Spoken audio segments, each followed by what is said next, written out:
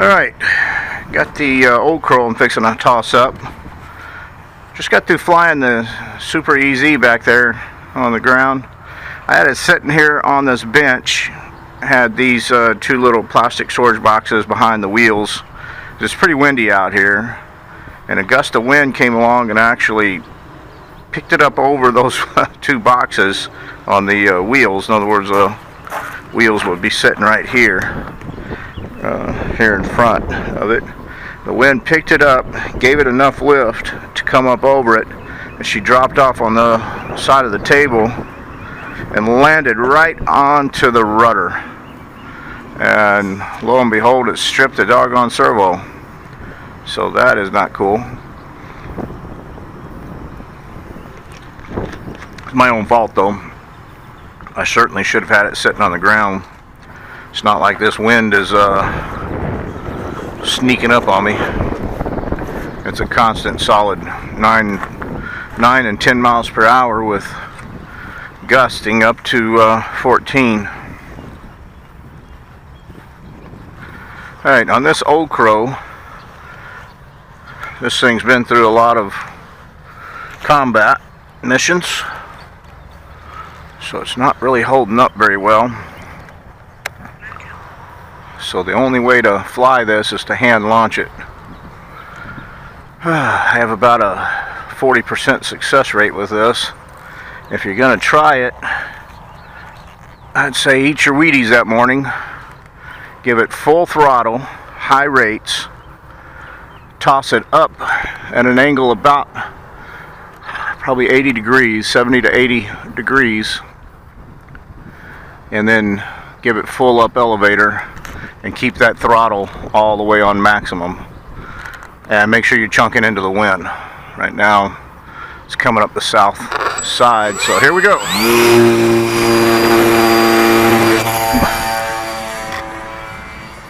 Yep, what was I telling you? You definitely gotta chunk it and then hurry up and get on your sticks.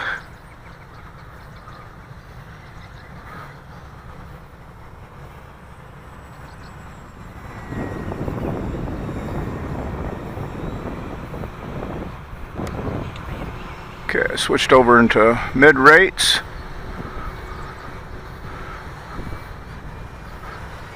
There's still plenty of control authority on this and the mid rates. You can actually see the wingtip lights out here. It's so overcast. There you go, green one. Right where it should be on the right wingtip.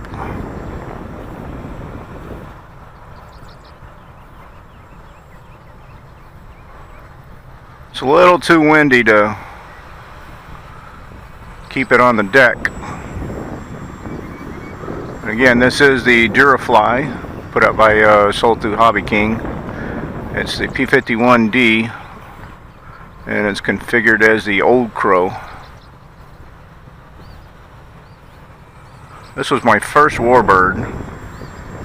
I wrecked it 5 or 6 times, kept gluing it back together.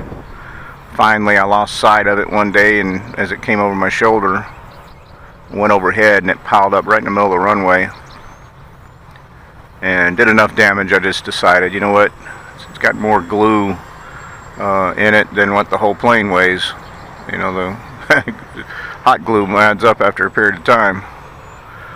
So I ordered a new fuselage, new wing, new tail flat, and took a long time for it to come in, and I went ahead and put it all back together and rebuilt it.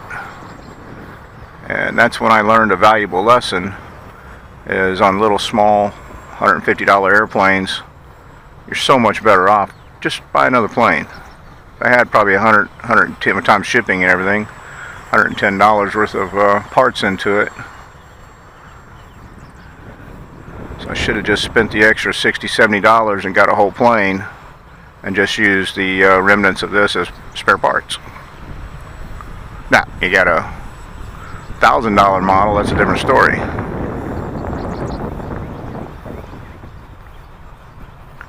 This one's handling the wind a little better. than that Super EZ. I just went over the low rates, see if it stabilizes out a little bit. I don't think there's a tremendous amount of difference. Let's do some victory roll. Yeah, I don't think there's a tremendous amount of difference between the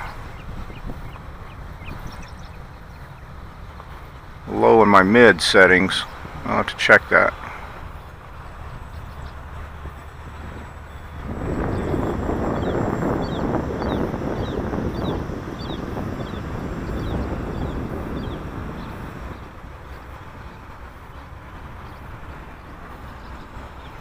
Got about a minute left on this flight. This is flying on a 3-cell 2200 Turnigy, 20C discharge.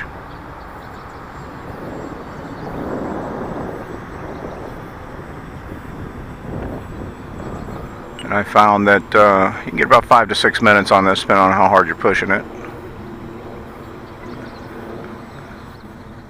And you'll be down around 3.85, 3.83, somewhere around there.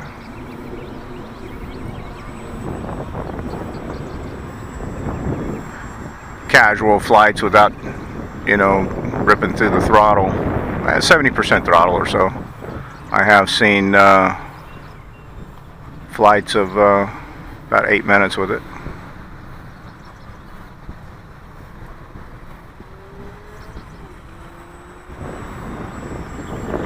Looks good up in the sky. This is an 1100 millimeter size, so it'll fit in the trunks of most sedans.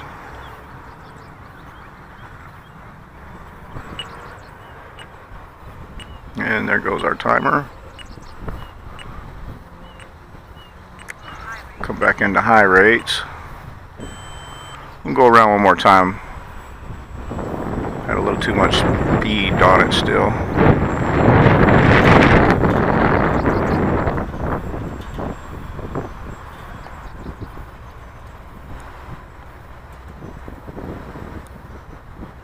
Alright, here we go. Coming in, settle in for the approach. The wind's got it at 0 throttle. Alright, there we go. Nice and gingerly. Yeah, there we are. On the ground, safe and sound.